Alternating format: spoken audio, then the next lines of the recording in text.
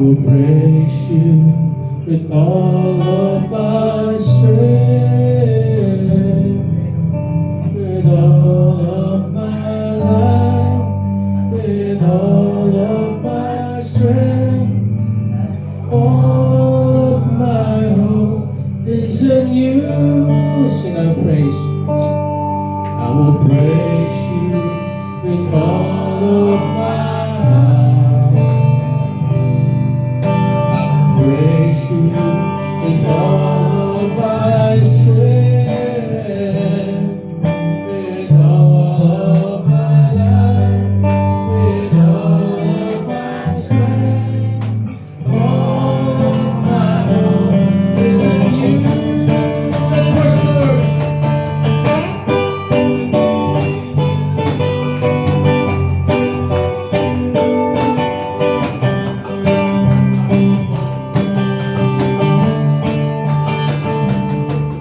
My life, you Lord, my strength is in you, Lord. My hope is in you, Lord. It's in you. Come on, clap your hands. My life, is in you, Lord. My hope is in you, Lord. It's in you. My love is in you.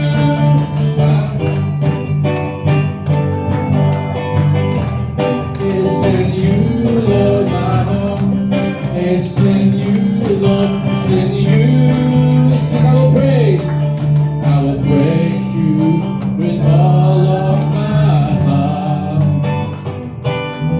I will praise you with all of my strength, with all of my life, with all of my strength, and all of my hope is in you. Let's celebrate my life. It's in you. It's in you, Lord. It's in you, Lord. It's in you. My life,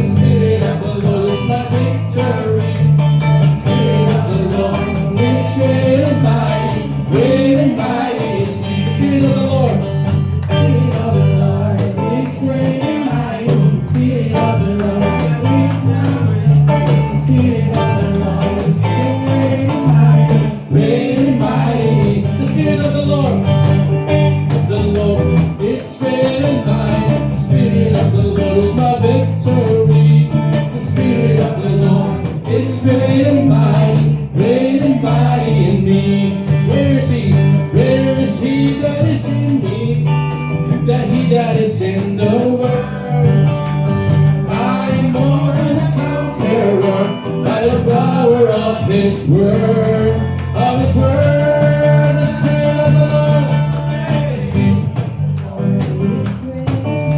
the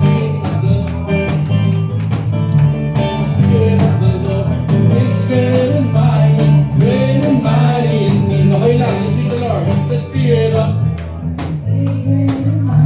Spirit of the Lord is my victor. The Spirit of the Lord is great and mighty in me. Greater is He that is in me, than he that is in the world. I am more than a conqueror by the power of His word, of His word. The Spirit of the Lord, the Spirit is great and mighty. The Spirit of the Lord is my victor. The Spirit of the Lord is great and mighty in me. The Spirit of the Lord, Spirit of the Lord, and mighty. The Spirit of the Lord, victory.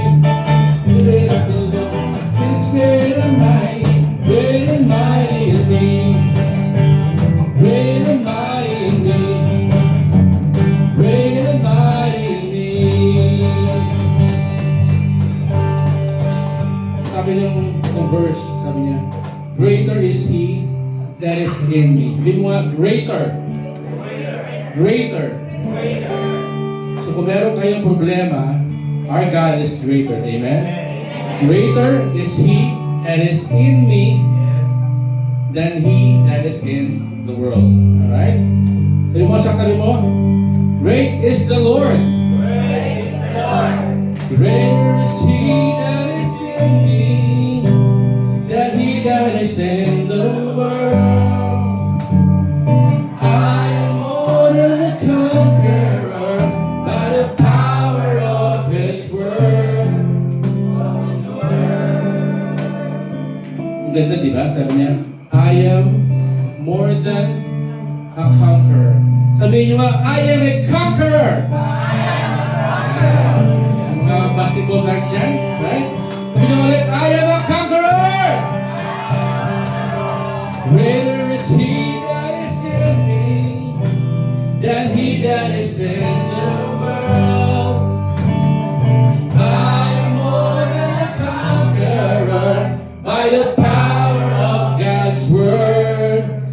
By His word, one more time. And greater is He than he that is in the world. I am more than a conqueror by the power of His word. Let's give the Lord our biggest clap offering. Hallelujah.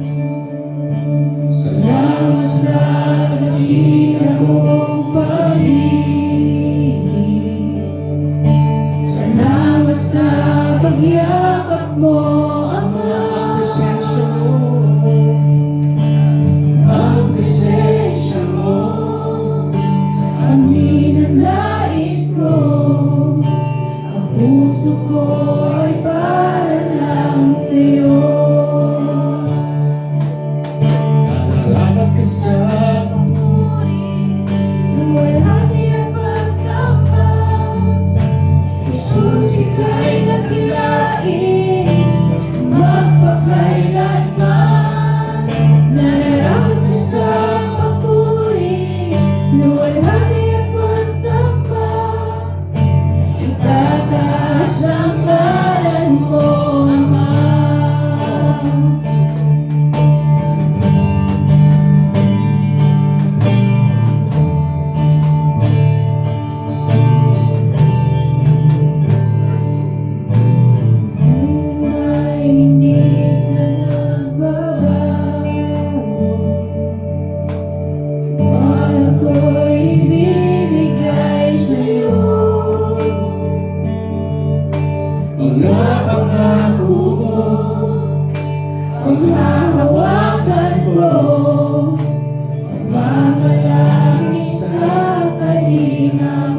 One more time, kailanman.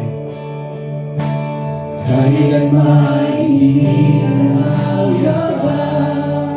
Thank you, Jesus. Iwanan ko'y ibibigay sa'yo. Mga pangako mo, panghahawakan ko, mamamalangin sa kalinga mo. Nararapat. Nararapat ka sa papuri, luwalhati at pasama. Jesus, ika'y lakilain, magpakailanman. Nararapat ka sa papuri, luwalhati at pasama. Itataas ang ngalan mo, Ama. Nararapat. Nararapat ka sa papuri, luwalhati at pasama. Jesus, ika'y dakilain, magpakailanman. Nararapat ka sa papuri, luwalhati at pasama. Itataas ang ngalan mo, Ama.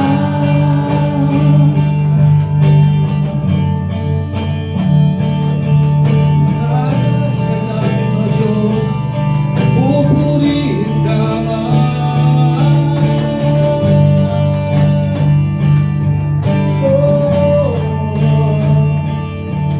Purihin ka, O Diyos.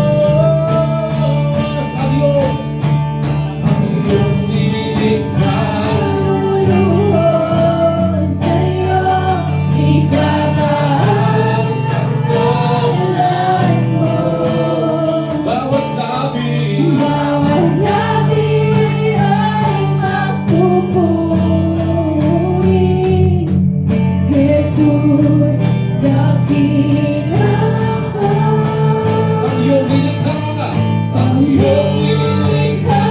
Kaluluwa sa'yo, tinataas ang ngalan mo. Bawat labi ay nagsasabing, Jesus, dakila ka. Ang iyong nilikha. Ang muling kaluluwa sa'yo, itataas ang ngalan mo. Bawat labi ay magpupuri. Jesus, dakila ka. Nararapat ka sa pagpuri. Ang iyong pagsamba. Jesus, ika'y dakilain.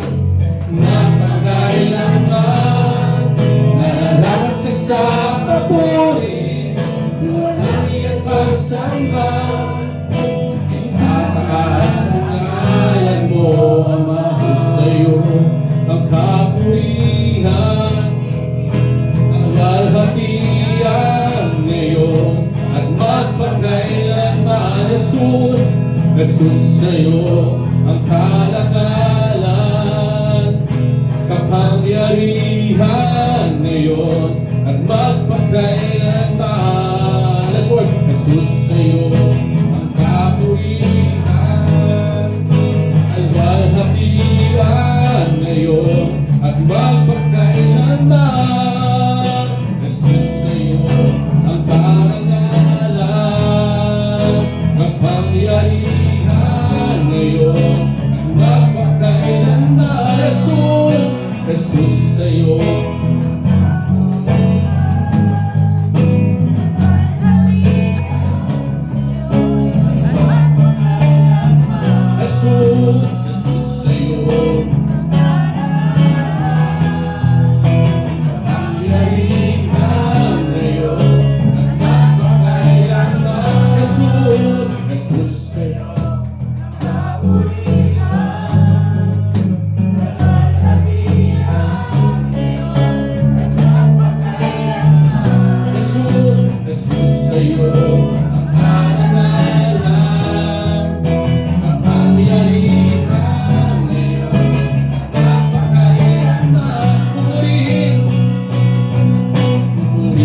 Lumikha sa awit, itaas ang aking tinig, itatanghal sa buhay ko.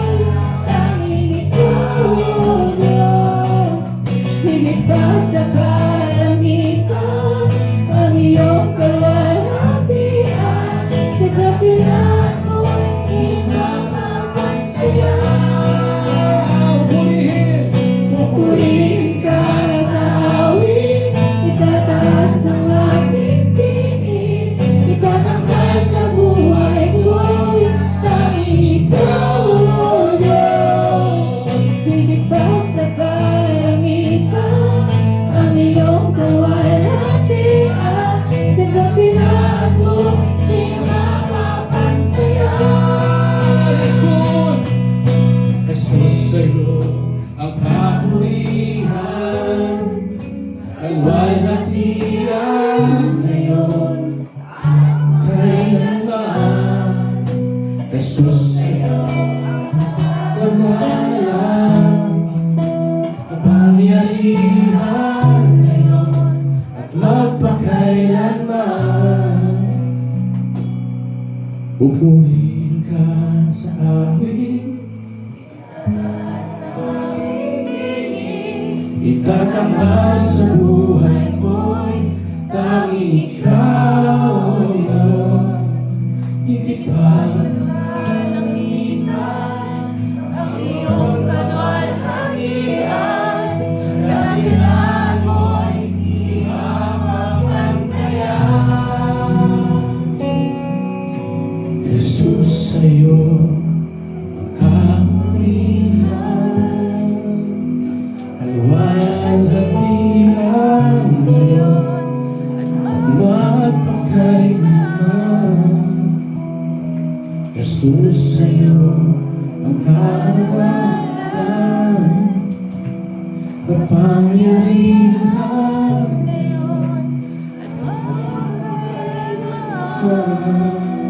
Yes, Jesus. Thank you, Jesus. Nararapat ka sa puri, hati at Jesus, ika'y nakilain, magpakailanman. Nararapat ka sa papuri, luwalhati at pagsamba. Itataas ang ngalan mo, Ama. itataas ang ngalan mo, Ama. Itataas ang ngalan mo.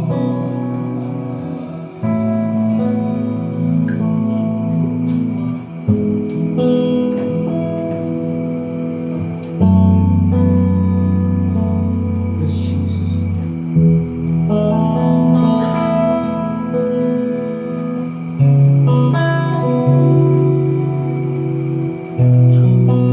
Purihin ka, Panginoon.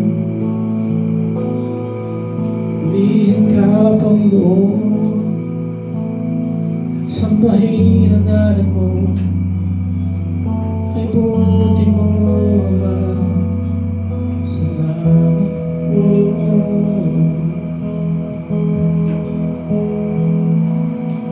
Nararapat ka sa puri, walhati at pagsamba.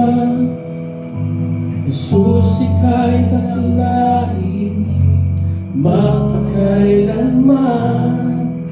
Nararapat ka sa papuri, Walhati at pagsamba. tataas ang ngalan mo, Ama. Jesus. Panginoon, nararapat ka, Panginoon, sa aming papuri.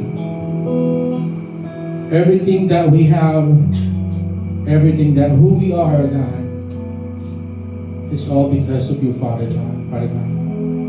Panginoon, maraming salamat po, Panginoon, sa kaligtasan sa nakaraang nalipas na linggo that we fought and battled sa mga bagyo, Panginoon, and the calamities. Lord God, right now we don't know everybody, Panginoon, and what they're going through right now, O God. But Father God, mas kilala mo kami, Panginoon. At nararapat ka sa lahat ng pagsamba, ng papuri. Jesus, ikaw ay dakinain. Magpakailanman. Itataas namin ang pangalan mo, Panginoon Jesus. Kami luluhod sa iyo, Ama. Itataas ang ngalan mo. At lahat ng lahi ay magsasabing, Jesus, dakila ka. Tunay nga, Panginoon, tanggapin mo ang aming pagpupuli. Lord, as we listen to your word, O God, give us an open heart. Give us an open mind, Father God, upang kami makarinig, Panginoon, at ay pong tanggapin ang iyong mensahe, Panginoon, sa araw na ito. So that as we walk out this building, Panginoon, kami po ay recharged, energized, Panginoon. And Lord God, we are going to tell others about how you love us so very much. Maraming salamat, Panginoon, sa araw na ito. Lahat po ng papuri, lahat ng pagsamba, lahat ng karangalan kay Jesus magpakailanman. Tayo po lahat ay magsabi ng Amen. Amen. Palakpakan po natin tayo. God is good. He is natin. And we're looking forward to have the same event that you had before. Gusto nyo ba yun? Yes. Part 2? Parang ayaw na ata ninyo eh. Gusto ba? Sa resort, no? Sa resort na tayo, no? Sa dagat. Na? Gusto nyo? Ayan. So, pag-pray niyo. Alright? So, as we always do, we're going to have a time to share. Yung mga hindi nakakapag-share before, I want to hear your voices. And I know the Lord has spoken to you and is still speaking to you. So, sino kung gusto maunang mag-share? Parang si Gio. Lalapit ako dyan. Ay, bibigyan nila natin yung microphone. Any volunteers? Yung iba po nakapagsalita. Yung hindi pa nakapagsalita last time. Wala? Sige, mag-volunteer ako. Yung naka-black sa likod. Ayan. Bigyan mo yung microphone natin, Rika. Sige. Ayan. Diyan ka na lang iyo. Sige, pakilala ka.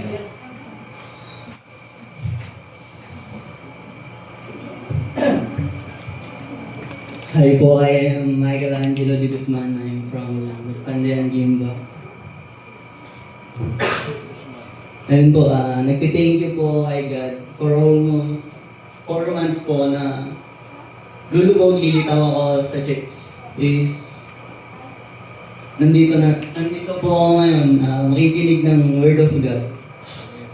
For I'm nagdidil po kasi ako ngayon sa anxiety. Simula po nung nawala ako sa church, na-diagnose po ako na may anxiety kasi grabe rin po kasi yung pinagdaanan ko previously na halos hindi po ako makatulog, halos hindi po ako makakain ng maayos. Then I pray kay God na, Lord, ganito na lang ba yung buhay ko? Na God, nung nagsiserve ako sa'yo,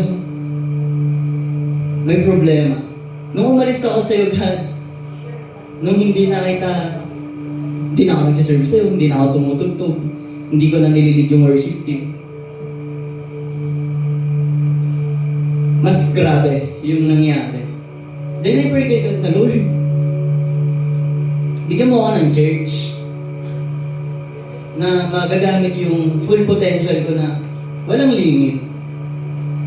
Then, nakita ko, nagtitingin kasi ako ng stories sa Facebook. Then nakita ko yung highlight ni Ate Victoria.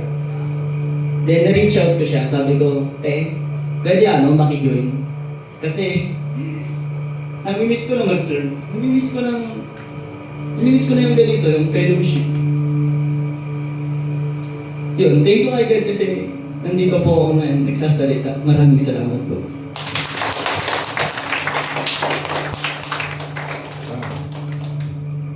While listening to this young people, namaluluha ako when I was listening to him. I felt the same way to brother before. And God brought you here for a purpose, kapatid. Amen. One more. Yeah, wow. Hallelujah, Jesus. Isa pa. Sige, isa pa. Si Ate Isa.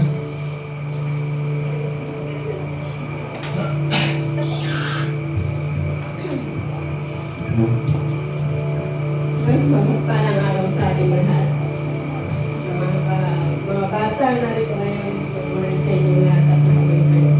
Alam niyo, habang nagsasalita siya, ganun din yung pakiramdam ko noon. Dati rin na siya ako sa music ministry sa Japan.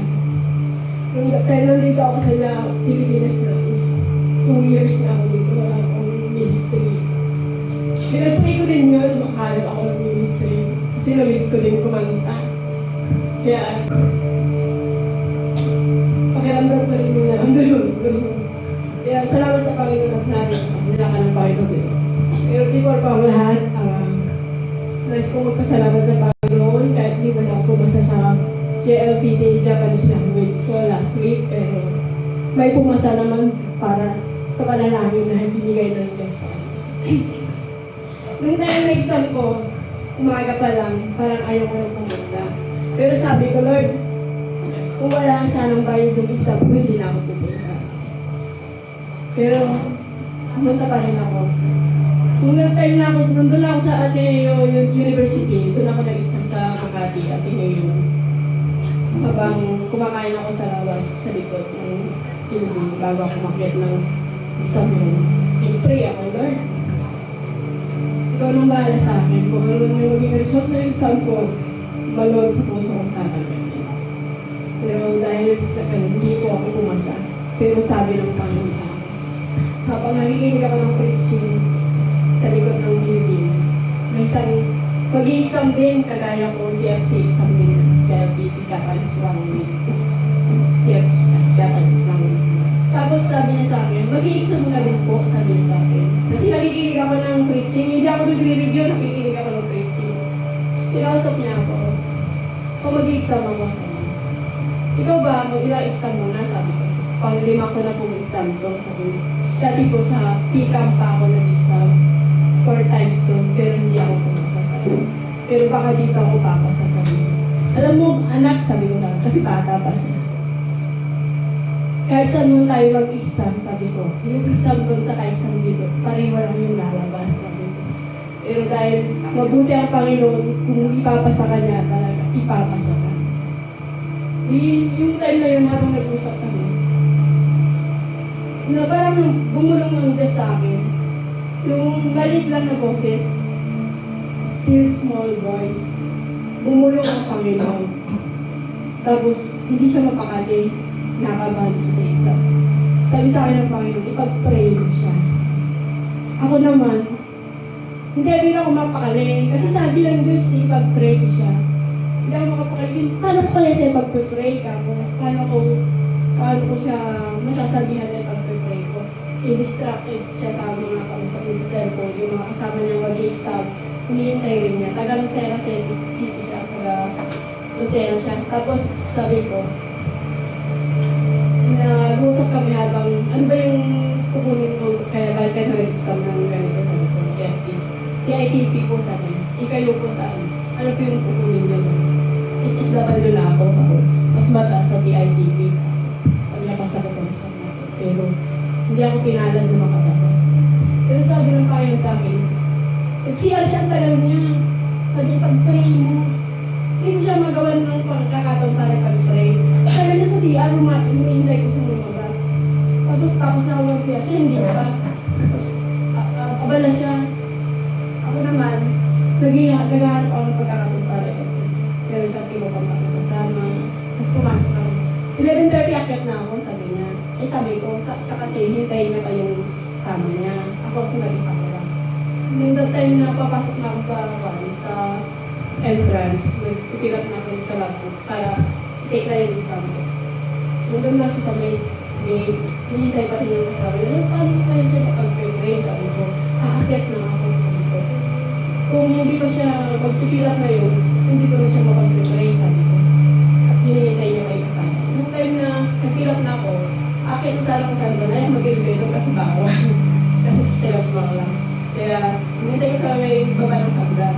Nakita ko siya, aakyat na sana ako, nagkita ko siya sa may tabbo, dun sa may guard. Ay, papasok ko siya ka, hintayin ko na baka ito may pagkakataon ko para may pag-pray siya sa akin. Kasi andun yung yung conviction na hindi mo mapag-pray yung taong sinabi ng Panginoon na ipag-pray mo. Hindi ako makakali, hindi ako masaya pag gano'n. Yung sabi niya, binulong niya, gulong lang. Kasi ang Diyos, pag nagsalita ang Diyos, is gulong lang, hindi sumisigaw niya. Kaya pag sanggang dikit kayo sa Panginoon, pag bumundong siya, maririnig mo siya. Kaya nung time na nakita ko na siya, hinintay ko na siya, hindi na ako makapag-akit sa talaga niya. Hinintay ko na lang siya. Tara na tayo, sabi siya. Andali lang, pag-pray mo, nakita mo. Pinag-pray ko siya, hindi yung sarili yung pinag-pray ko kasi kasama ko rin mag-isa. Siya mismo. Eh sabi ko, nung pinag-pray ko siya, parang yung ulo ko, parang merong tumatay yung balahibo ng ulo, yung buhok ko. Sabi ko, Panginoon, nagawa ko na yung pinapagawa mo na ko. Eh, makit na kami. And then after nag-exam, kami lang kami nito. Hindi pwede kasi magpingilan pa ako. Nagsalita siya, nung pininis niya na yung kanya, exam niya. Thank you, Lord, sabi niya. Nakala ko na yung natuwa ako, na yung pinag-pray ko na sinabi ni Lord is pumasa. Sabi, pero nung that time nasa reading comprehension na ako, sa kanji na ako, nandun na ako. Nawala na ako sa focus sa exam ko. Yung galak ko sa taong pinag-pray na sinabi ng siya pag-pray ko, nandun yung tuwa ko. Tuwang-tuwa ako kasi nakapasa siya. Alam ko nakapasa siya. Kaya yung reading ko, wala na, hindi na ako nakapag-focus sa kanji reading. Inunahulaan ko na lang. Hindi ko alam kung tama yung mga sagot ko, pero may tama naman ako kasi tinig ko naman yung exam ko sa pagdating ng bahay. Kaya lang mababa ko sa reading comprehension. Yun yung pinakamababa. Pero yung time na nag-chat sa akin, ate, saan ka na? Sabi na, nasa bus na ako. Nakapasa siya, hindi ba na ako nakapagpasalamat sa exam? Sabi ko, magpasalamat sa akin. Sabi ko, kay Lord ka. Kasi ginamit lang ako ni Lord para ipag-pray ka. Sabi ko, hindi ako yung tumulong sa'yo, si Lord ang nag-guide sa'yo. Kaya yun, tumutuwa siya, nakapasa siya. Kasi 5 times sinabi niya kasi na ako lang kasi inasa ng family ko sa kanya. Kaya siguro, kaloob talaga ng Panginoon nakapasa siya. Pero meron pa isa, nasa bus na ako, may isang mama na nagkakalkal ng basura. 2 basura yung kinakalkal niya. Nakikita ko siya, tapos sinita siya hindi ko alam kung sinita siya ng guard na kinakalkal niya ng basura. Pero yung mama, hindi naman siya madungis. Malinis siya. Siguro yun lang talaga yung trabaho niya na meron siya. Siguro, ang nasa isip ko, paano ko yung asawa ko yun yung nagkakalkal ng basura para lang may makain ng mga anak ko. Sabi ko, kung sabi ng Panginoon sa akin, bumulong ulit siya. Bigyan mo ng pera, sabi niya sa akin. Kasi alam naman ni Lord kung kakasya yung mamasahe ko uuwi. Hindi naman yan, pabibigay yung lahat, hindi ako nakali. Kung time na pinagkagay nila ako sa pintana ng bus, para makita lang niya ako, tawagin ko sana siya. Hindi ako tinitingnan, busy siya sa guard na nag-uusap sila. Natapos na yung 2 basurang kinangkan niya. Tapos nakita ko, bigyan mo ng pera. Ang pumasok sa isip ko, 50. May 50 ako. Ngayon, nakatong tumatagal habang pinapanood ko siya. Sabi ko kaya siguro na ginagawa yun, kailangan niya para pagbili ng bigas. O ano man yung kailangan niya, bakit ka siya nagkakalkal ng basura. That time na umalis na siya, papalis na siya, tapos sabi ng Panginoon, dagdagan mo, sabi niya. Nilabas ko 100, kasi kasi pa naman pumasahe ko pabalik ng Nueva Ecija. Nung that time na nangalayo na siya. Bumaba na ako, hindi pa na siya nakita na tumingin sa akin. Bumaba ako, hinabol ko siya. Tapos kakalkalin ko naman yung basurahan ko. Sabi ko, kuya, sabi ko, pinalagay ko. Kuya, pagdagdag mo sa kupagbentahan mo dyan. Sabi ko, natuwa si kuya. Tapos nung time na tumalikod ako, ang saya ng pakiramdam. Naiyak ako. Sabi ko, Lord, kung marami lang sana akong pera, hindi lang yung nagbibigay ko. Sabi ko sa kanya, tumalikod ako, kabait na ito. Tinitingnan ako ng mga tao doon. Siguro na-appreciate din nila yung ginawa ko. Ginawa ni Lord ko din. Siya yung nagtulak para gawin yun. Kasi sabi ko, yung mga maraming pera, sana pamigay na lang sa mga nagkakagaw ng basura sa lansangan. Yung mga nagkukurat yan. Ang dami. Naiyak ako talaga. Sabi ko, Lord, sana mas marami pa akong pera. Mas marami yung mabibigay ko sa kanya. Kasi alam ko may pamilya din yun na pakakainin niya. Naiyak ako talaga. Kasi kung binigay ko, makakabili ko naman na yun ng ilang kilong bigas para sa mga anak niya. Yun naman po. Lahat ng papuri, may pasasalamat ay sa Diyos lamang. Hallelujah. That is alright, so again, listen to the Word of God sa pamamagitan ng ating kapatid, Pastor Vic. Palakpan natin ang Lord kay Pastor Vic.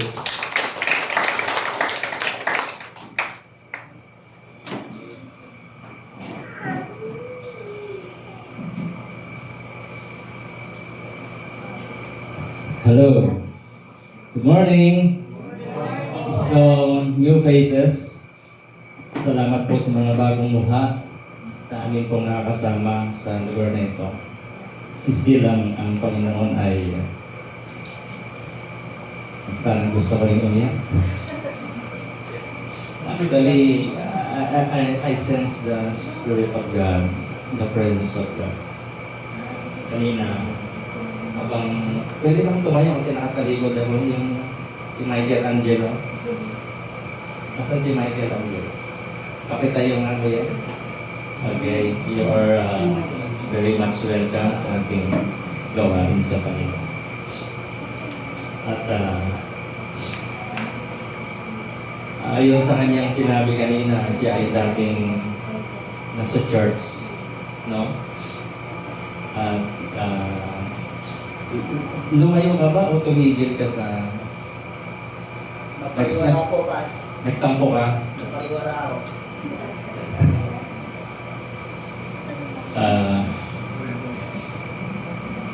Actually, ang ating topic, kung nakikita nyo sa monitor, ay about sonship.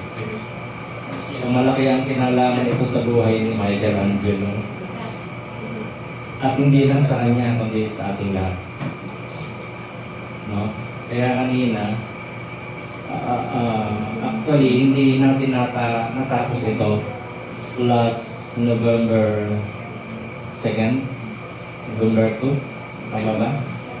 So, nung tinapik natin ito ay isang, hindi tayo nakalabas doon sa unang slide. At mahaba po kasi ito. At siguro baka i-series natin sa kalooban ng Panginoon. At yung mga narinig nating patotoo kanina, malaki ang kaugnayan niya sa ating topic. Last Sunday ay kinansel po natin ang ating gawain kasi dun sa kagagawan ni Juan. Ni Juan. Hindi si Juan, ha? At iniisip po natin yung safety natin lahat, kaya kinansel po natin. Lalo na po sa akin kasi manggagaling pa ako ng buhapon eh. Kasi hindi naman siya umulan nung umaga, ewan ko, umulan dito kasi sa amin maaraw eh. Kaya parang gusto kong bawiin yung pagkakancel ko ng gawain natin. Kaya lang, sabi ko, iniisip ko naman yung pag-uli ko. Baka mamaya pag-uli ko, masalubong ko si Juan. No? Eh, siyempre po, safety first. No? At kinancel ko natin. At dun sa nakaraang bagyo po na yun ay malaki ang katotoo ng Panginoon sa amin kasi Ang bahay ko po sa Bungabon ay kubo lang. Minsan pakikita ko yung picture sa inyo kung ano yung tinitirhan ko. Pero sa Cavite, meron pa kaming bahay doon na nasa isang subdivision na hindi pa nga lang tapos bayaran. Kaya si Mrs. ay nagtatrabaho pa rin upang ma-fully paid namin yung aming bahay. At dito po sa Bungabon, ay dyan kasi ako pinanganak. No? May mana-manang lote ng konti. At yung lote ko po doon ay kanayuan ko ng kubo. Bahay kubo. Ngayon yung kapatid kong panganay, binigyan ako ng kapirasong lupa din sa bukid, 1,200 square meter, yung sumpa. Kinayuan ko rin ng kubo. Kaya may kubo ako sa baryo, may kubo ako sa bukid. Kaya ang tirahan ko po ay kubo sa baryo at kubo sa bukid. At nung bumabagyo, ay nasa bukid kami, ng aming bunso. Yung kubo na yon ay may mga kulungan ng kambing doon, ng manok. Yun yung binabantayan namin. Yung kubo ko sa baryo, dahil luma na siya, June 2020, nung siya po ay i-deliver dun sa lugar, kasi doon ako titira. From Cavite kasi nakaplanong yung year 2020 ay magsisimula ng church dito sa ating bayan sa Nueva nakapatong lang siya sa semento. Kasi kawayan yun nakubo. Mga nakikita niyo po sa resort, ganun. So, hindi siya nakabaon na pundasyon, nakapatong lang sa semento. At kung hihipan ng hangin yun, na malakas, lilipat yun ng lugar. Pero ilang bagyo na po yung dinaanan niya mula doon sa bagyong Ulysses, kung naaalala nyo, 2020 o September yata. Doon siya unang nakaligtas. At hanggang ngayon ay nananatili siyang nakatayo. Actually, butas-butas na yung bubong niya Kaya para lang hindi ako mabasa, ay nilagyan namin ng lona yung buong bubong. So yun yung tirahan ni Pastor. Kaya masarap. Pero ano po siya kung ano yung pakiramdam dito sa loob ng airport, ganun din doon. Ganun siya kalamig. Masarap siyang tulog. So, ang inaalala ko ay yung bukid, kasi andun yung mga alaga namin mga hayop. Sabi ng misis ko, isilot mo yung, Miyerkules pa lang kami niya, isilot mo na yung mga gamit dyan sa kubo mo. Kasi mababasa lahat yan. May TV po doon, mayroong isang, ano ba yun? Stereo. Andun yung mga lahat ng libro ko, yung mga ano ko, galit ko, andun. Sabi niya mababasa yan. So ibig sabihin, pag nagbasa, mawawalan to. Pag nabasa siya, mawawalan ng bubong. Kasi sabi ko, gano'n, parang hinihintay mo masira yung kubo ko. Pero may malaking bahay po doon sa harapan, kasi bahay ng kapatid ko yun, na doon saan ako titira. Ancestral house namin yun. Pero ginana ng bunso. So ayoko doon sa malaking bahay. Gusto ko doon lang sa bahay ko. Alam niyo po, malakas yung bagyo. At nung humahangin na nung gabi, saka pala ako pumunta ng bukid. Pero bago ko umalis, inimutan ko yung kubo ko. No? At ipinag-pray ko yung kubo ko. Pinahawakan ko siyang ganyan, sabi ko, hindi ka dadaanan ng hangin, lilihisan ka ng hangin. Kasi pag hinangin ka, matutumba ka. Nasisira yung nai-rep po ako doon na personal rep. Kasi sabi ni Mrs., ilipat mo na lahat ng gamit mo doon sa kabila. Sabi ko, ba't ko ililipat? Ibig sabihin, pag nabasa itong rep, sira yung kubo. Sabi ko, may angel dito. Nahahawa. Kasi yun po ang sabi ng Bible ang angels po ay nilikha ng Diyos to serve us. Ang mga anghel, kaya nung natutunan po natin, meron tayong mga tinatawag na anghel de la guardia, sabi niya.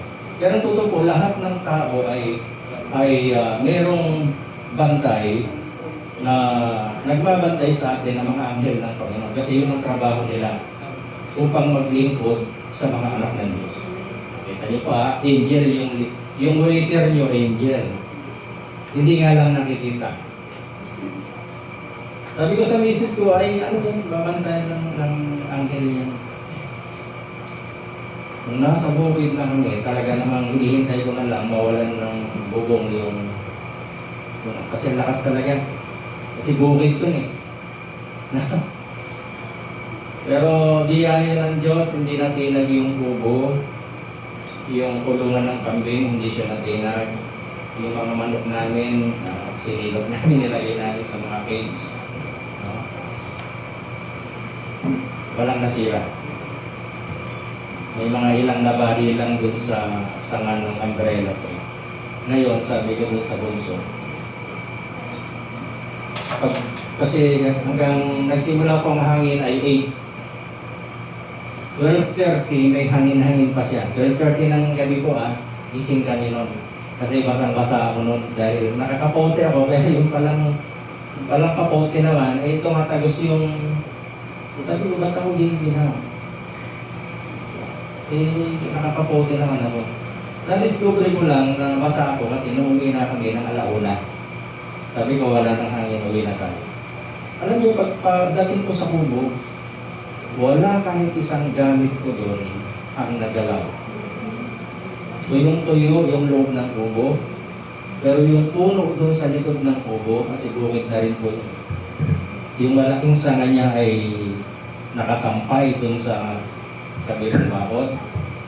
At merong, halimbawa po ito yung tagiliran ng kubo ko, sa kapitbahay, bakod niya, meron siyang malaking puno dyan ng umbrella tree. Gitna po, tapat na tapat po yun ang kubo.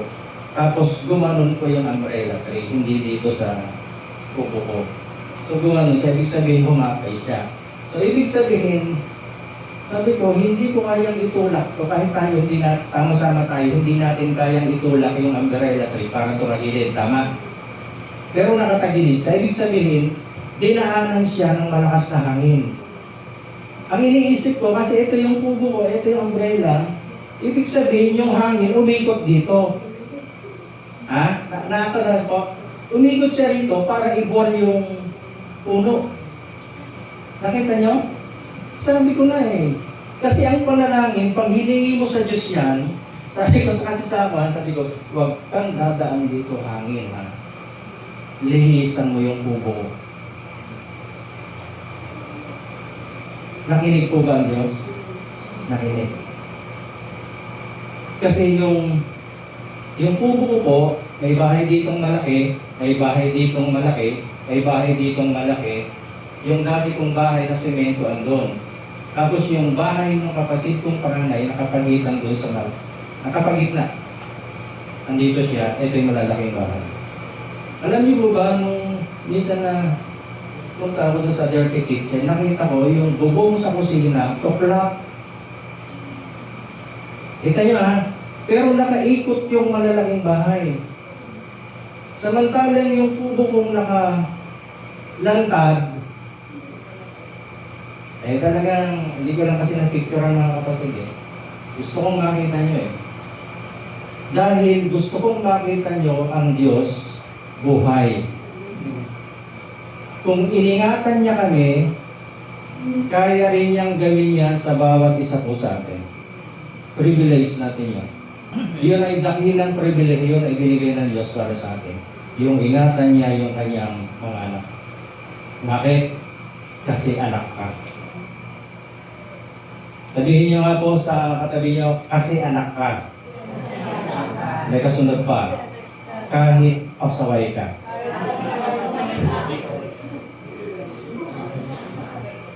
Amen? Ibig sabihin,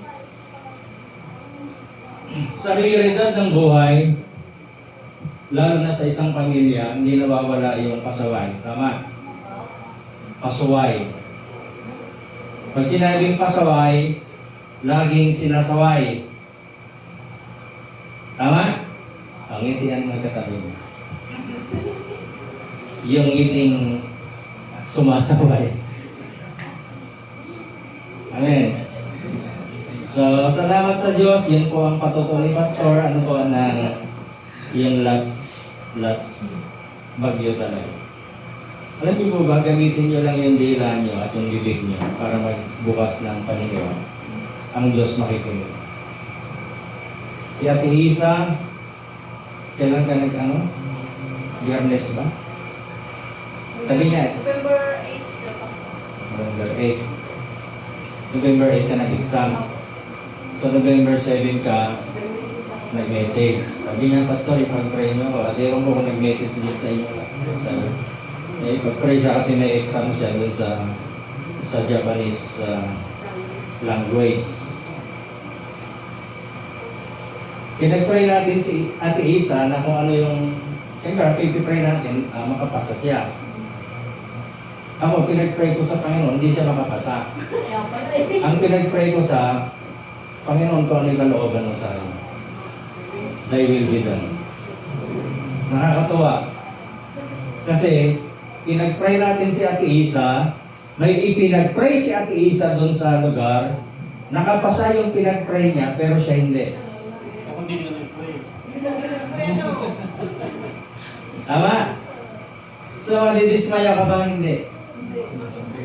Kasi ang Diyos, sa bawat nangyayari sa buhay natin, malaki ang kinalaman ng Diyos niya. Yung mga pangit, hindi gawa ng Diyos yun, but inalaw ng Diyos. Kailangan maintindihan natin yan na inaalaw ng Diyos yung mga pangit. Bakit? Kasi meron siyang mas magandang nakahinga.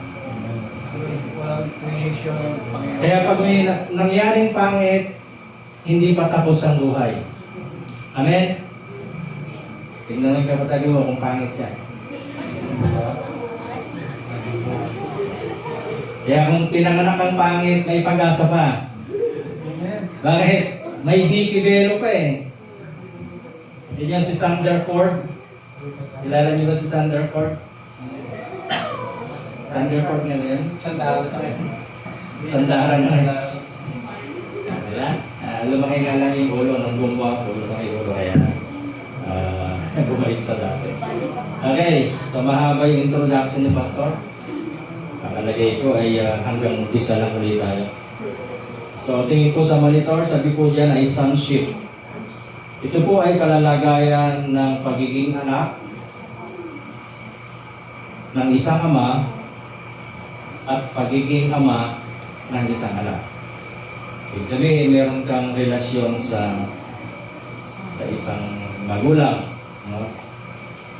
Tayo po ba lahat dito ay naging anak? Wala ditong alien, ano? Wala din ditong robot. Lahat tayo pinanganak. No? At iba-ibang klase yung ating pagkakapanganak, yung pagiging tao natin. Yung iba merong tinatawag na unwanted child na inilalaglag ng magulang nung nasa sanapupunan pa. Pero niloob ng Diyos na maging tao ka. Amen. Niloob ng Diyos kasi may magandang plano ang Diyos sa buhay mo. Kaya kung maintindihan niyo po ito, yung pagiging anak ninyo, ay walang bagay para hindi ka magpatuloy sa Panginoon. Kay Michelangelo, siguro hindi naging malinaw sa kanya yung topic na ito. Kasi ang isang tunay na anak, pag naramdaman mo yung pagmamahala ng isang magulang, walang bagay para tumalikod ka sa magulang. May mga anak nga na kahit masama yung magulang, mahal na mahal ng anak. May alam po ba kayo ganyan? May mga tatay na walang hiya. May mga nanay na walang hiya. Pero natutunang mahalin ng anak. Amen? Kaya kung maintindihan natin itong relasyon ito, napakahalaga po nito kasi dito nakasalalay yung kaligtasan mo, kaligtasan ko. Dito bumababa yung ating paniniwala, dito lumalayo yung ating paniniwala kung hindi malinaw itong bagay na ito. Kaya isa po ito sa mga foundation ng paniniwala ng isang mananampalataya. Noon kasi sinasabi natin, ay kilala ko ang Diyos, kilala ko si Jesus. Anak rin ako ng Diyos. Totoo kaya yun? Ang dami nga nating nakikita dyan eh, ang salbahe. Pag nakaharap mo, sasabihin, pag, ay, born again ka, anak ka ng Diyos. Ako rin, anak din ako ng Diyos. Yung mga kontraktor nga, na sikat ngayon, nagsisipag sumimba eh. At nagsasabing sila ay anak ng Diyos. Pero nangungurakot. So, ano ba yung totoo? Ano ba meron dito sa pagiging anak? Amen? Sabi ko dyan sa Romans chapter 8 verse 15, for you did not receive the spirit of bondage again to fear, but you received the spirit of adoption by whom we cry out, Abba Father. Sapagkat hindi nyo tinanggap ang espiritu ng pagkaalipin muli, ang sabi ko dyan, bondage again. The spirit of slavery again, sabi ko dyan, to fear. But you received the spirit of adoption. Subalit tinanggap ninyo ang espiritu ng pagkukupkup. Adoption is inadapt ka. Para mas madali nating maintindihan, pag-aampon. Pero mas maganda yung ginawang pagkukupkup. Pag sinabi sa kasing kinukupkup, kinakalinga.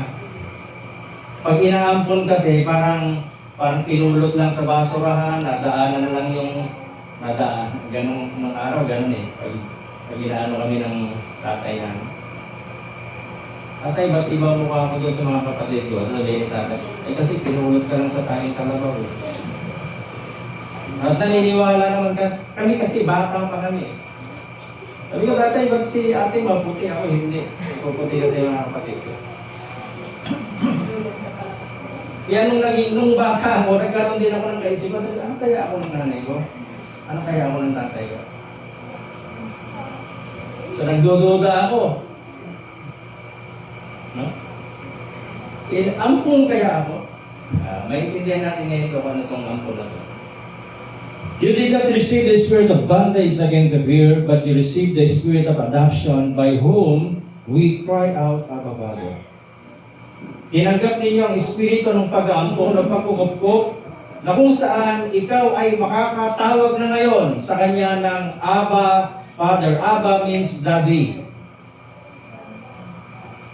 Ito po ay lengguwahe ng mga Hebrew, ng mga Israelita. The word Abba means sa kanila po ay Dada.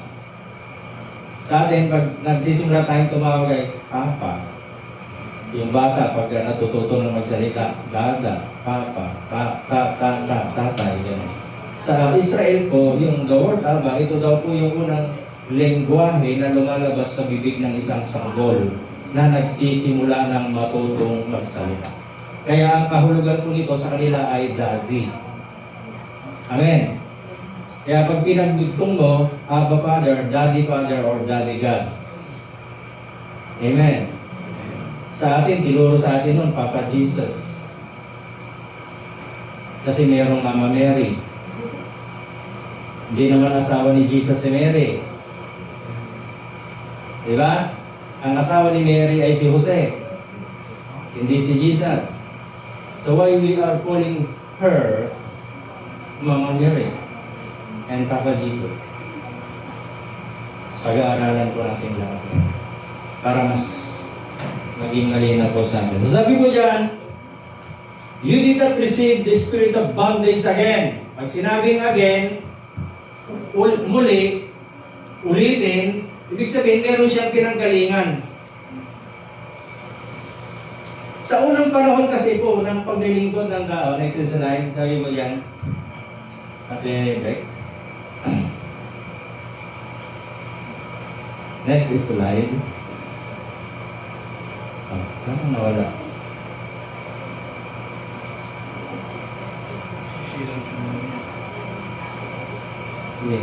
Nawala. Ayun.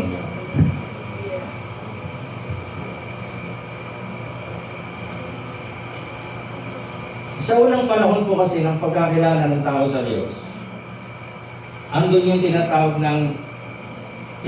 na obedience out of fear. Kaya yung binasa natin kanina, you have not received the spirit of bondage again to fear. That was an obedience out of fear. Sumusunod lang sila sa Diyos kasi natatakot sila. Natatakot silang masumpa sila kasi nung panahon na yon, kapag ka hindi nakasunod ng perpekto sa Diyos, mayroong sumpa. Yung 613 utos ng Diyos, akala natin 10 lang.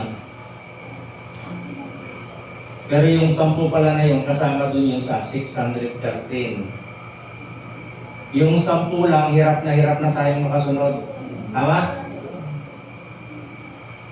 Hirap na tayong makasunod. Yung 600 pa kaya, kailangan ma-perfect mo yon para masabing nagagawa mo ang kalooban ng Diyos. Kaya nung panahon na yon, ang tao ay sumusunod sa Diyos dahil sa takot. Pero sa panahon ni Jesus, binago niya. Kasi noon tumatawag lang sila ng Diyos. Diyos means Lord, Panginoon, Amo, Boss. Yun ang tingin nila sa Diyos. At kapag ka itong boss na ito ay nagalit, merong parusa. But when Jesus came, hindi niya tinawag na Diyos ang Diyos. Nung siya'y magkaisip na ang tawag niya sa Diyos, Ama. Nagbago po ba? Nagmalaki.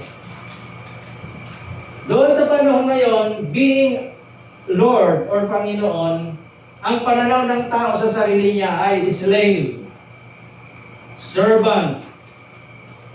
Kaya sabi kanina, you have not received the spirit of bondage, slavery. Hindi ka tumanggap ng espiritu ng pagkakaalipin muli. Ibig sabihin, yung unang paglilingkod, ikaw ay naglilingkod, ang tao ay naglilingkod dahil ang pananaw niya sa sarili niya, alipin siya ng Diyos. Kaya sa gusto mo at sa ayaw mo, whether you like it or not, kailangan kang sumunod sa Diyos. And you are obeying God out of your fear. Sumusunod ka sa Diyos kasi takot ka. Pero kung kayo po ay susunod, ano ang pipiliin nyo? Yung sumusunod ka sa Diyos kasi mahal mo ang Diyos? O sumusunod ka sa Diyos kasi takot ka sa Diyos? Malaki pagkakaiba niyan. Tignan po natin. Kung kayo po ay mag-asawa, mga kabataan, makinig, babae at lalaki. Kung kayo ay mag-aasawa, magpapakasal ba kayo sa hindi nyo gusto? Hindi po. At sa hindi mo mahal? Hindi po. Pinuntahan ka sa bahay mo, tinutukan ka ng machine gun. Magpapakasal ka sa akin o hindi?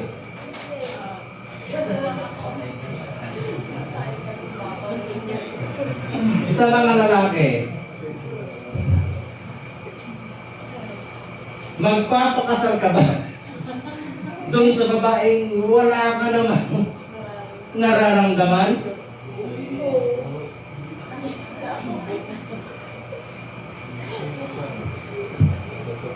Sasabihin ng nanay mo, pag hindi mo ginusto si Juan, wala kang mamanahin, wala kang ganito. Gustuhin mo na si Juan para may manahin ka. Ganun yung, ewan ko kung may mga tatay at nanay dito ganun ang karanasan. Si tatay, Johnny, si tatay Johnny ay sundalo, retired colonel. Ang ganda yung nanay ni Joel. Tinutukan mo ba ng baril?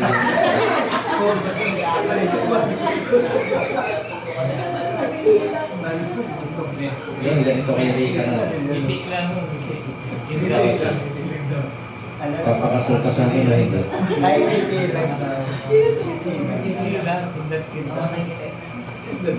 Although may mga nangyaring gano'n, na hindi naging, yung iba nga alam mo nagpakamatay eh. Nung kinasal na, hindi na nag-honeymoon kasi nagpakamatay si babae. Minom ng lason. Mga gano'n. Kasi ayaw niya yung lalaki. Sabi nila, love is blind. Ang pag-ibig daw ay bulag. Hindi tumitingin sa outward appearance. Hindi tumitingin sa kalag. Naniniwala ko ba kayo? Minsan ayaw ng nanay mo, pero gusto mo. Ayaw ng tatay mo, pero gusto mo. Kaya kasi gusto mo, ipipilit mo yung gusto mo, tama? At sa hirap at ginhawa, kaya ganun pag kinakasal magsasama kayo sa hirap at ginhawa, sa asin at bagoong, sa patis at toyo. Magsasama kayo. Kasi merong nakamaloob na love. Hindi ka nag-asawa kasi mayaman siya. Hindi ka nagpakasal sa kanya kasi guwapo. Alam niyo ba yung guwapo sa magaganda nakakabulag yan, kaya love is blind. Maganda nga, ang sama ang pangit naman ng ugali. Diba? Maganda nga, ang lakas namang humilik. Natutulog. Dismaya ka ngayon pag ang kasama mo na, ay, ganito pala to.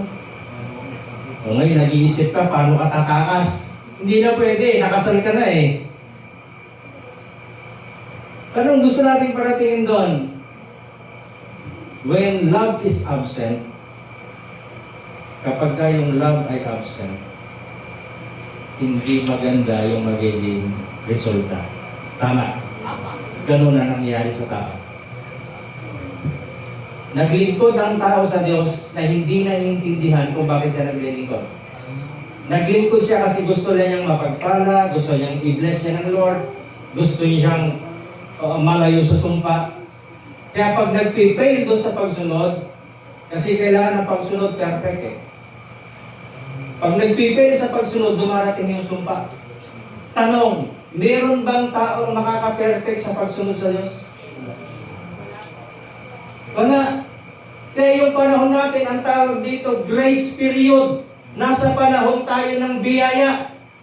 Pag sinabing grace period, binibigyan ka ng pagkakataon kahit minsan palpak yung ginagawa mo. Why?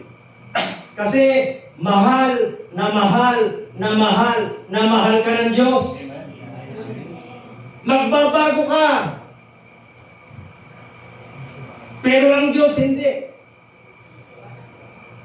Makakalimot ka sa Diyos. Pero never kang tatalikuran ng Panginoon.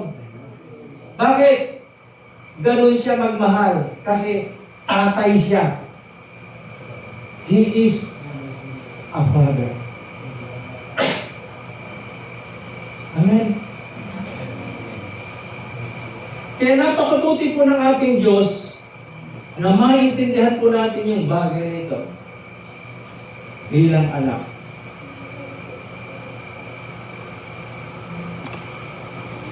Sinong anak na nasa tamang pag-iisip na mahal siya ng tatay niya, ng nanay niya, pero maglalayas pa?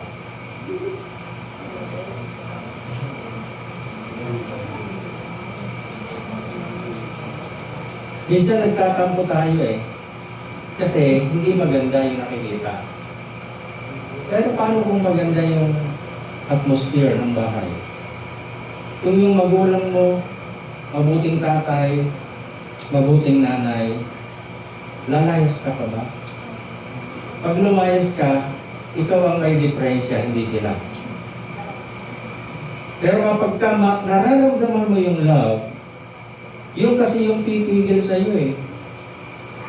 Di ba? Kahit bungangera yung asawa mo. Kung meron kang pagmamahal na genuine doon sa asawa mo, magtitiis ka. Pinakasalan mo yan eh. Gunggunang.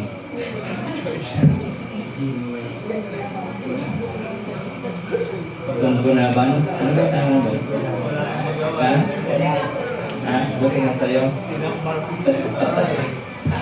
Okay. Ang pinag-uusapan doon yung pagmamahal. Dahil ang isang tatay, ang isang magulang na nagmamahal. Yeah. Sabi ni Ate Isa kanina, nung nakita niya yung mamang nagkakalkal ng basura, naiyak siya kasi ang una lang niya isip, paano kung yung asawa ko yun? yung nagkakalkal ng basura para lang may maipakain sa kanyang pamilya. Ano ang tawag doon? Pagmamahal ng tatay. Isipin nyo kaya, kung ganun ang tatay mo, tapos ikaw pa-cellphone ka, nagre-reklamo ka pa kapag ka hindi iPhone yung cellphone mo, pero hindi mo alam yung hirap ng tatay mo, nagkakargodor pala, nagkakabalibal, nasisigawan doon sa trabaho, minamaliit, para lang maibili ka ng cellphone. Paano kung ganun yung tatay mo? See?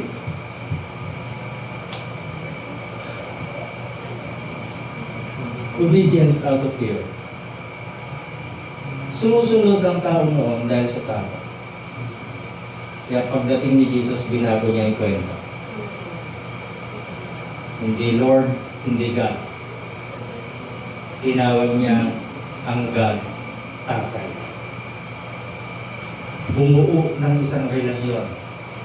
Yung pagiging amo kasi at isang alipin, may nakapagitan doon. Yung kabutihan ng amo ay nalilimitahan dahil doon sa pagiging alipin. Kaya binago rin ng Diyos yun. Ayaw niyang manatili tayong alipin.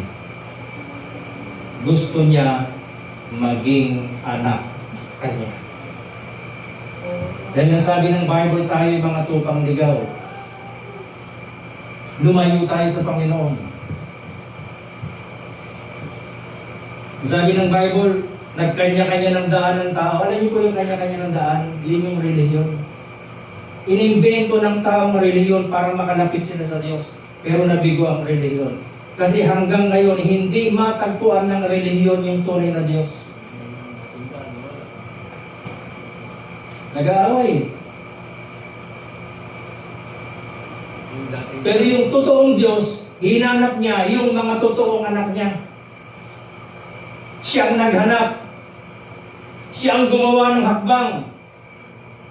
He came from heaven to earth. Sabi po ng isang awitin. He came from heaven to earth to show the way.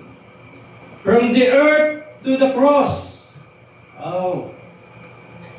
Mula sa langit, bumaba sa lupa at doon sa lupa hanggang doon sa cross. Sabi po doon.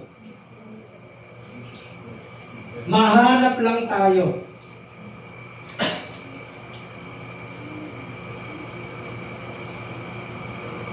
He came from heaven to earth to show the way. From the earth to the cross, my death to pay. Mula doon sa binabaan niyang lupa, ground, makasalanang mundo, the world, hanggang doon sa ibabaw ng cross, binayaran niya yung ating pagkakautang. From the earth to the cross, my debt to pay. From the cross to the grave. From the earth to the cross, my debt to pay. From the cross to the grave. From the grave to the sky. Nung siya'y ilibing, sabi po dyan, hindi siya nanatili sa libingan. Nagbangon siyang muli upang bumalik sa langit. See? He came from heaven to earth, and from earth up to the cross, from cross to the grave, and from grave he came back. He goes back to the sky. Bumalik siya sa langit. Bakit? Tagalangit siya. Bakit siya bumalik sa langit? Yung nawawala kasi ng relasyon, binuunan niya. So hindi ka na alipin. Amen? Hindi ka na servant. Hindi ka na slave. Anak ka na ngayon ng Diyos. Pag tinanggap mo ang Panginoon, pag naniwala ka sa Panginoon, susunod ka na sa Panginoon, hindi dahil takot ka. Amen? Susunod ka na sa Diyos kasi mahal mo na siya. Saan nanggaling yung pagmamahal sa Diyos din? Sabi ng Bible, and this is love. At ito ang tunay na pag-ibig. Not that we have loved God, Hindi dahil sa minahal mo ang Diyos, kundi God loves us first. Ang tunay daw na pagmamahal ay yung ang Diyos ang siyang unang nagmahal sa iyo, at nung naramdaman mo yung pagmamahal, saka ka lang natutong magmahal sa Diyos ngayon. Kaya walang glory sa tao. Walang credit sa tao. Lahat ng credit kay Lord. At yun po yung ating mensahe na dala-dala. Dito sa church, bawal ang bida. Bawal si Jollibee rito. Kasi sa Jollibee, siya lang yung bida ng saya. Dito ang bida rito si Jesus. Hindi si pastor. Kahit na si pastor ay mukhang si Jollibee. Ano? Hindi pastor, hindi music team, hindi ang sinuman. Ang bida sa church ay si Lord lang. It's all about Jesus. Palakpakan nga natin ang mga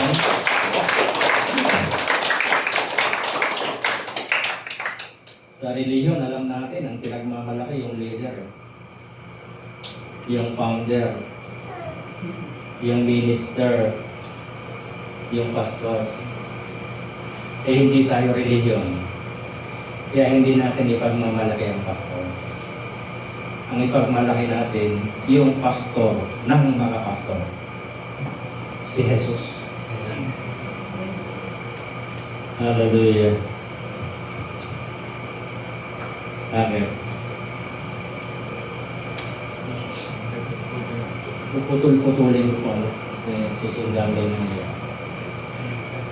Kaya mahaba po. May isang kasaysayan po sa Biblia sa Lucas chapter 15. Sabi po rito, kasaysayan ito ng isang pamilya. Meron siyang dalawang anak. Sabi po doon, meron isang tatay. Sabi po diyan, Luke chapter 15 verse 11, wala diyan Ate Beth. I-stay mo lang yung sonship. So, iwanan na natin. Magsisegue po ako ng konti. Kasi kanina habang nagsasalita si Michelangelo, ay ramdam na ramdam ko po. Naiintindihan ko yung damdamin ni Michelangelo. Kasi minsan na ako naging ganyan. At si Kuya Joel, kaya umiiyak yan kanina kasi tinaanan niya rin yan.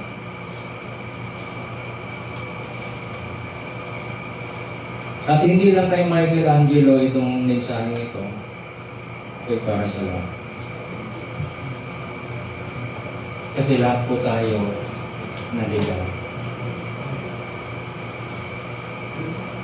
Luke chapter 15 verse 10, sabi po rito, if you have Bible, ay sundan nyo lang ako kung saan. Sabi po diyan,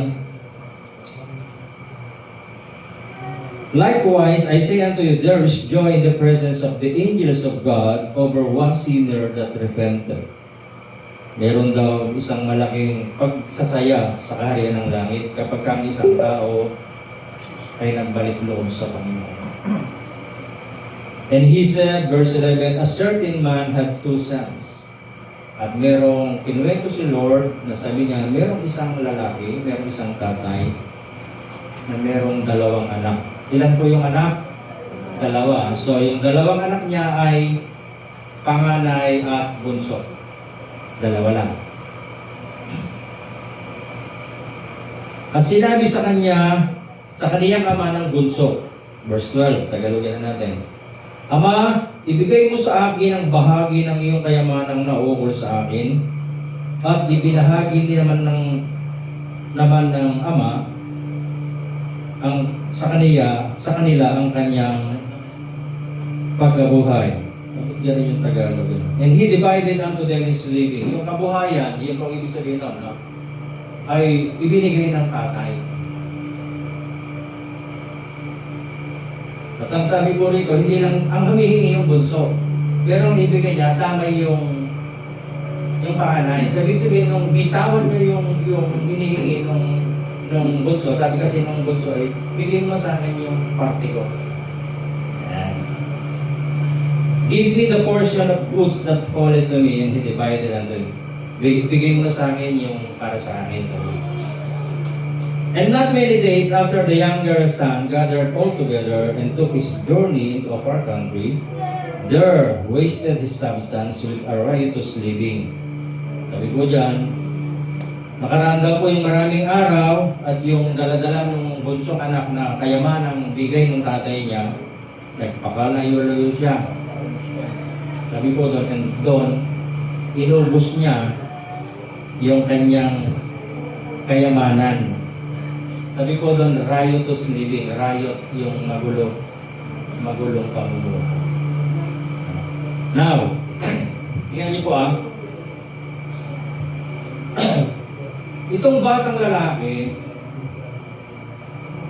hinihingi niya yung kanyang kayaman mana. Alam niyo po ba, sa panahon nila, kapag buhay pa yung magulang, hindi mo pwedeng kunin yung mana mo. Dahil sa panahon nila, kasama yon sa 613 kautusan, kapag ginawa mo yon, papatayin ka ng buong bayan sa pamamagitan ng bato. Dadalhin ka sa plaza, masama kang anak, papatuhin ka hanggang sa ikaw ay mamatay. Bakit ganon? Hinihingi lang naman niya. Kasi ang ibig sabihin nung salitang tatay, bigay mo na sa akin, o nanay, bigay mo na sa akin yung mana ko.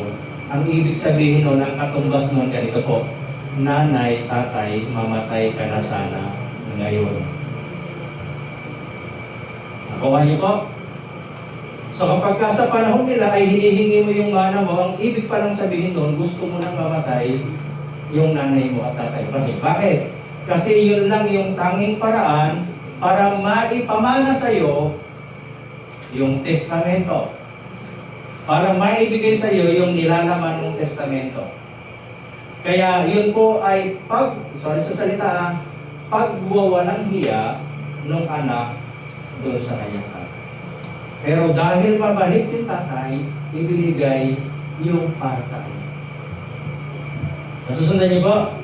So ibig sabihin, salbahe yung anak, ano po? Binigay. Ngayon, lumayo na siya. Sabi sa verse 13, talagang one day millionaire. Bili dito, bili doon, at siguro may chicks pa, bil mo ko noon, bil mo ko niyan. Libre mo ko, libre mo ko noon, libre mo ko niyan. And when he had spent all, there arose a mighty famine in the land, and he began to be in want.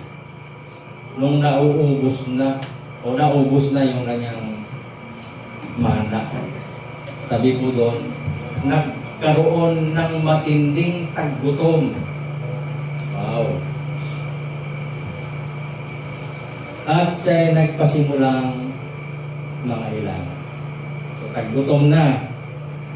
Ngayon, taggutom na, nagugutom siya, wala na siyang ibibili. Bakit? Inubos na niya eh.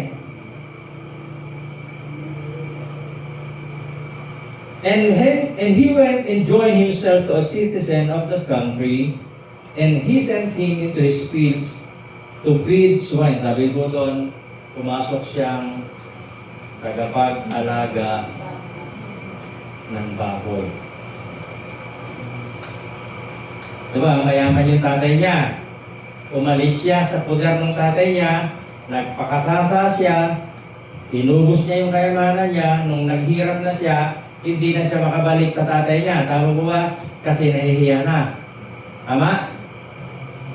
May susumpain eh, kasi sa panahon nila talagang papatayin ka sa bato. Namasukan siya ngayong magbababoy, hindi sa palengke kundi doon sa tirahan ng baboy. Tumira siya sa tirahan ng baboy. At kapag ikaw ay nakatira sa tirahan ng baboy, definitely, mag-aamoy kang, tingnan mo yung katabi mo.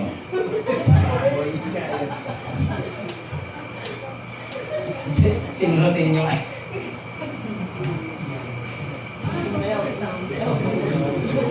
amoy ng baboy ay kumakapit. Tama? Sino po rito nakaranas mag-alaga ng baboy? Okay. Pag pumasok ka sa piggery, naglinis-linis ka doon hindi ka naman humiga doon, hindi ka naman, basta naglinis-linis, pakain ka ng baboy, pinaligan ng baboy. Pag alis mo doon, pumasok ka sa bahay, magagalit si nanay. Bakit? Kasi yung amoy mo, amoy baboy. Hindi ko lang alam kung nagmukha siyang baboy, pero palagay ko hindi. Palagay ko na maayos yan. Bakit? Kasi yung pagkain ng baboy, yan sabi, nagpasimula siyang kumain dahil sa hirap, dahil sa gutom.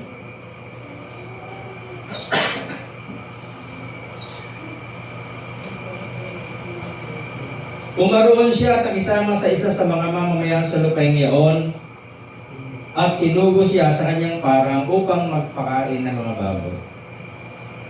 And he would fain have filled his belly with the husk that the swine did eat, and no man gave him. Sabi niya, gusto niya sanang kahit kung ipa, yung mga darak, kung kinakain ng baboy, kainin niya. Pero walang tama. Ay, isipin ba, hanggang mahirap yun.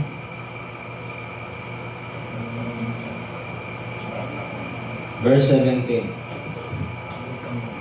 Nung andun na siya sa kalalagayang ganon, and when he came to himself, he said, how many hard servants of my fathers have bread enough, and to spare, and I perish in this place with hunger.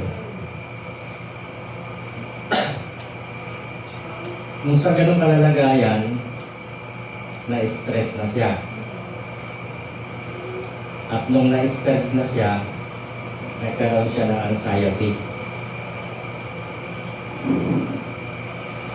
Yung anxiety, nagiging depression ko yan. At kapag yung depression lumala, it kills. Ang depression ay pumapatay. Bakit? Doon sa maling akala. Nakalimutan niya at inakala niya siya ay anak ng isang mayaman. Yaman tatay niya eh. At sa sobrang ng kayamanan, binigay sa kanya yung para sa kanya. Ay naubos niya. Kaya lang, nahihiya siyang bumalik. Pero dahil dun sa gutom, dahil dun sa hirap, napag-isip-isip niya, sabi niya, siguro nung kumakain siya ng kaning bago, sabi niya, take note. Bakit ba, naisip niya, bakit ba ako magtitiis dito? Sa kalalagayan kong ito. Samantalang doon, sa bahay ng tatay ko, marami dong servant na nabubusog. Ipin niyo pa, tandaan niyo yung mga salita na yan, servant, hard servants. Maraming alipin yung tatay ko. Yung mga alipin na yon, kasi mayaman tatay niya, kahit alipin yun, kumakain yun ng masarap. Samantalang ako, kaning baboy, lalantakan ko. Ang sabi niya, babalik ako sa bahay ng aking ama. Yun po ang ibig sabihin ng word na repentance. Yun ang tamang pagsisisi. Because repentance means changing of mind. Metanoia. Nagbago siya ng isip. At kapag ka nagbago yung isip, magbabago po ang direksyon ng buhay natin. Noon kasi sinasabi nila, repentance daw is, you must stop from sinning. Ang pagsisisi daw ay pagtigil o paghito sa kasalanan. Matagal po tayong nabudol dyan. Hindi po totoo yun. Na kapag ka nagsisi ka, titigil ka ng kasalanan. Bakit? Kung totoo yun, bakit yung nagsisi na kahapon, gagawa uli ng kasalanan ngayon? So, ibig sabihin, hindi nakakapagpatigil ng kasalanan yung pagsisisi na itinuro sa atin. Kasi ang tamang pagsisisi ay yung magbago ang isipan mo. Dahil pag nagbago yung isipan mo mula sa lumang tipan, tungo sa bagong tipan, magbabago ang pananaw mo sa buhay. Kapag ka natutunan mong tumingin ngayon kay Jesus, doon ka palang makakalaya sa kasalanan. Amen? Kapag ka mali yung paniniwala, tandaan mo. If your believing is wrong, your thinking will become wrong. Kapag ka mali yung paniniwala, magiging mali ang iyong kaisipan. At dahil mali ang iyong kaisipan, when your thinking is wrong, your living will become wrong. Pag mali yung paniniwala, mamumunga ng maling kaisipan, at yung maling kaisipan, mamumunga ng maling buhay. But, when your thinking is right, when your believing is right, kapag tama yung paniniwala mo, your thinking will become right. Magiging tama ngayon yung pag-iisip mo. At kapag tama na yung pag-iisip mo, doon ka palang matututong mamuhay ng tama. Amen. Kaya it starts with thinking. Kaya nga yung paniniwala nanggagaling sa pag-iisip. For God so loved the world that He gave His only begotten Son, that whosoever believe, sino mang maniwala, kanino? Kay Jesus. Yun ang starting point ng pagbabago ng buhay. Amen? Yung tunay na Jesus kasi meron pong fake na Jesus. Merong Jesus na mistiso. Merong Jesus na pogi. Merong Jesus na matangos ng ilong. At ang worst, merong Jesus na negro. Ano yun? Merong Jesus na negro. Kung tawagin ko yun ay black. Saan ang galing yun? Ano yun? Nasunog si Jesus? Paniniwala natin siya. Tinanim sa atin yan eh. So magbago na tayong pag-iisip. Repent. Mag-change tayo ng mind. Amen. Itong lalaki, itong bata, nagbago siya ng pag-iisip. Sabi niya. Natapot lang siya makapag-isip ay sinabi niya, ilang mga alilang upahan ng aking ama ang may sapat at lumalabis na pagkain. Kita nyo sapat na lumalabis pa. Ibig sabihin, hindi ginugutom. Sino yung mga alila ng tatay niya? Samantalang ako dito, sabi niya, mamamatay na sa gutom. Subukan nyo magkampo sa nanay at tatay niyo. Maglayas kayo. Titiyakin ko, mararanasan niyo. Mga kabataan. Kaya nga dapat mag-aral hanggat bata. At kapag ka nakapag-aral, nakapagtapos, darating kasi yung panahon na aalis ka talaga sa poder ng magulang mo. Lalayas ka. Kasi may asawa ka na. Amen? Minsan naman pangit yung may asawa ka na, nasa kanila ka pa. Kung maganda naman ang relasyon nyo, walang problema. Pero sa Bible kasi, talagang iiwanan mo yung magulang mo sa bilon para makisama sa iyong asawa. Mabubuhay kayo ng isang pamilya. Ano kung hindi ka nakapag-aral? Hindi ka nakatapos, pinapaaral ka ng nanay mo, puro Roblox, ML, Facebook, Messenger, ano pa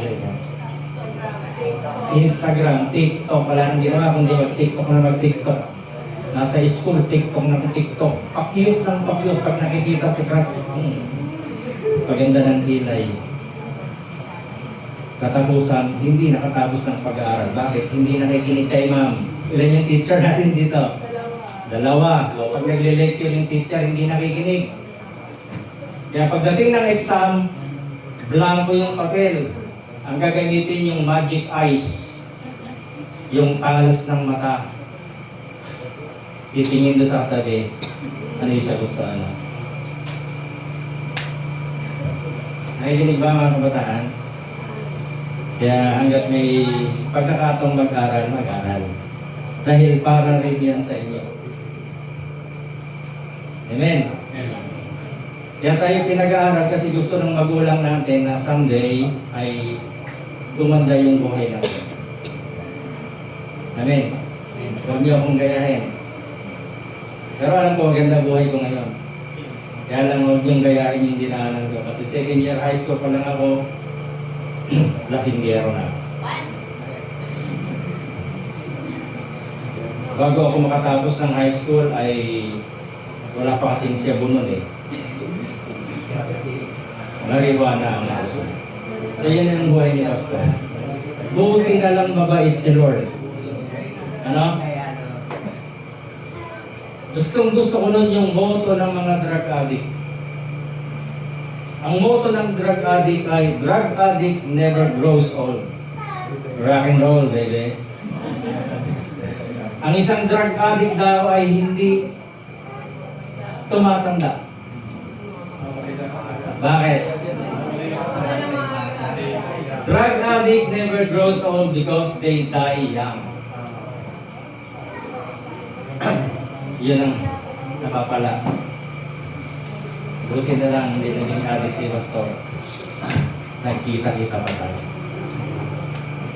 So bakit kami dumaan sa ganung buhay para masabi sa inyo, mga kapatid, huwag na kayong dadaan doon sa ganung buhay. Dahil baka mamaya masabit kayo, masilat kayo, buti na nga lang kung talagang tinatawag kayo ng Diyos na maging kagaya namin. Paano kung walang tawag? Maluwang yung Forest Lake. Ano yung Forest Lake yan? Alam niyo po yung Forest Lake? Yun po ay magandang paraiso, kaya ka forest na mayroong lawak. Forest Lake. Kaya lang yung mga nakatira doon, nasa ilalim ng lupa. Yun ang Forest Lake. So makita mo natin dito, hallelujah. Sabi niya, I will arise and go to my father and will say unto him, Father, I have sinned against heaven and before you. Pupunta ako sa bahay ng tatay ko at aking sasabihin sa kanya, Ama, nagkasala ako laban sa langit at laban sa iyong paningin. Yan niyo po ha. Anong tawag rito? Pagsisisi. So nagkaroon siya ng tinatawag na pinractice niya. Merong rehearsal. Babalik ako sa tatay ko. At pag nandun na ako, magsisisi ako. Rehearsal repentance. Pinractice ko. At kadalasan yan po yung tinuturo sa atin ang pagkababalik ka daw sa Panginoon, magsisi ka. Tama naman, kaya lang, ano ba yung tamang pagsisisi? Another topic siguro, isisiris natin yan para mas maintindihan mo. Tinuro sa atin ng mga religion na para patawarin ka daw ng Diyos, magsisi ka. Pero ang Bible naman nagsasabi na bago ka palang humingi ng tawad, tinatawad ka na niya. So kanino kayo maniniwala? Sa salita ng Diyos o doon sa nagtuturo ng Diyos?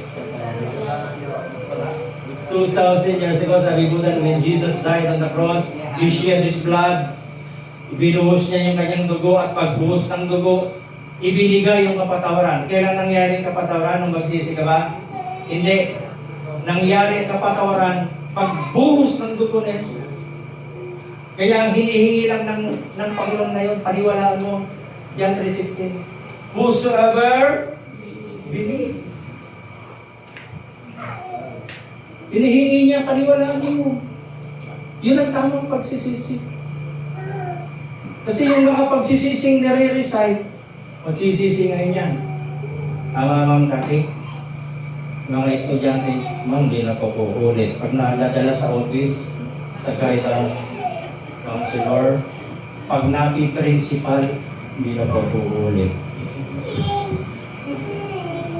Totoo ba hindi na umulit? Sa next year na ulit, na office na naman. See? Pilitin natin matapos ano. Sabi sa kanya, I will arise and go to my father, and will I say unto him, Father, forgive me. Hindi na ako karapat dapat na tawaging anak mo. Take note mga kapatid ha, panahin ko itong word na ito. Sabi niya, I am no more worthy to be called thy son. Make me as one of thy hired servant. Hindi na ako karapat-dapat na tawaging anak. Ituring mo na lamang akong alipin.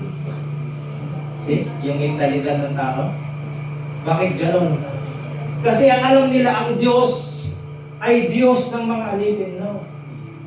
Ang Diyos ay tatay na laging nagpapatawad. Bakit nagpapatawad? Kasi siya ay nagmamahal na Diyos. Diba? Lalaking anong nilakita natin sa mga school, God is love. Pero hindi naiintindihan yung word na yun. Pag nagkasala daw ang tao, papatayin ng Diyos. Tatay Johnny, ganun ba kayo? Pag nagkasala si Joel, gusto nyo patayin? Hindi po. Ay, hindi ba to? Pag nagkakasala ba si Joel, pag nagkakasala si Joel, gusto nyo patayin? Oo, kita nyo, inahalikan nyo ba? Ganun ang tatay. Tapos bibintangan natin ng Diyos. Ayun ang nangyayari kalamitan niya, kaya nangyayari sa Cebu, mga walang iyatao niya. No? Kasi yung baha, yung lindol, hindi gawa ng Diyos yan. Nasa permission lang niya. Si Satanas ang gumagawa mo niya. Kaya pagka wala ka sa Panginoon, delikado ka. Open target ka ni Satanas. Walang umaharang eh. Kasi wala yung protection ng Diyos. So, meron akong tanong. Aba. Actually, isa yung sa katotohanan. Yung nangyayari ngayong kalamitan sa Cebu, yung nangyayari sa Cebu, kita natin lahat sa TV. Yung ginawang nalukuhan ng mga sa public works. Ano po ako sa tingin nyo? Last week, hindi ko pinatuloy ito. Pupunta sana dito. Kasi ang weather forecast nakatutok dito sa Nueva Ecija. So, ano po yung tanong? Ang tanong ko po, yung bang pangyayari yun, makasalanan kaya yung mga tao nakatira doon? Hindi po. Paano nga natin? Halimbawa po dito, kung gugunawin ng mundo ngayon itong kinalalagyan natin dahil ba sa makasalanan sila, paano naman tayo? Hindi na nga eh. Ayun po, hindi. So, ang may gawa po noon, hindi ang Diyos. Bakit? Kagaya ng sabi nyo kanina, kahit nagkakamali si Joel, hindi nyo siya gustong patayin. Pagmamahal ang tawag doon. Ngayon yung nangyayari ng buo ngayon nung kapalpakan ng tao. Pangalawa, merong demonyo. Ang Diyos lagi siya naghihintay para magbalik loob ang tao. Yun po. Kaya hindi natin pwedeng sabihin na, makasalanan yan. No. Mahal na mahal ng Diyos ang makasalanan. Kaya binibigyan niya ng pagkakataong makapagbalik loob ang tao sa Panginoon. Nakakalungkot nga lang na nakakaranas ng ganong trahedya ang tao. Kaya hindi pa huli ang lahat. May pag-asa pa. Magbalik loob sa Panginoon. Okay. Ngayon ang sabi po rito, nung pagbalik ng batang ito, malayo pa lang siya.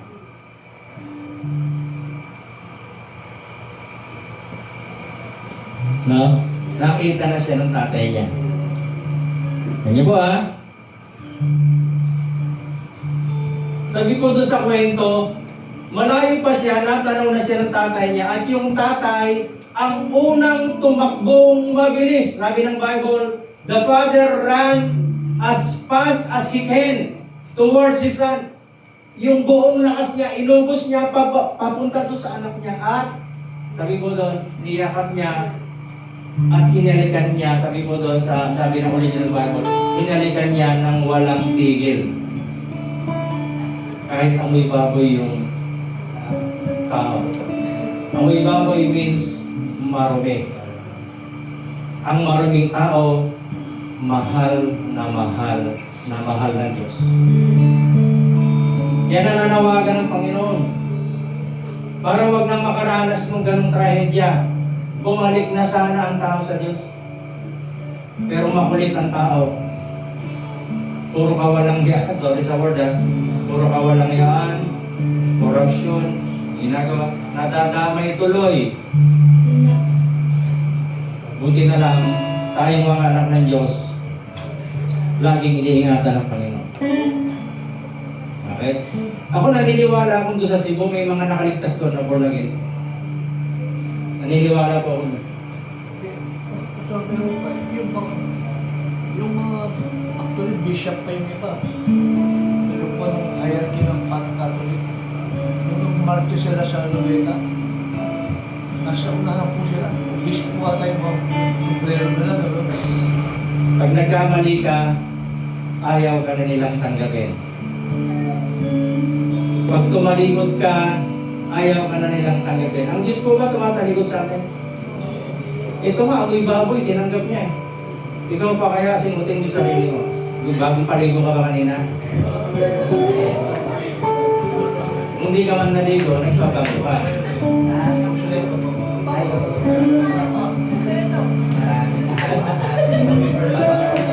Amen.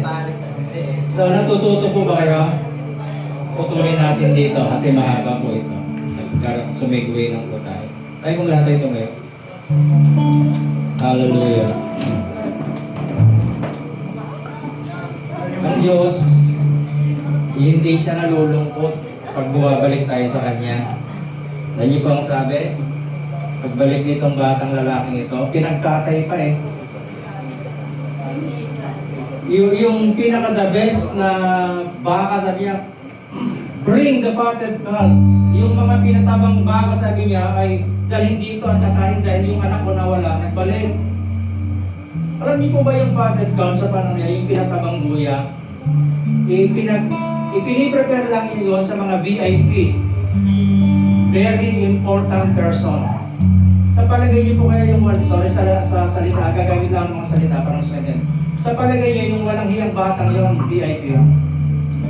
Karapat-dapat ba siyang ipaghandaan ng Panginoon? Pero sabi ng Bible, pinaganda siya. VIP siya. Alam niyo bakit? Kasi anak siya ng tatay niya.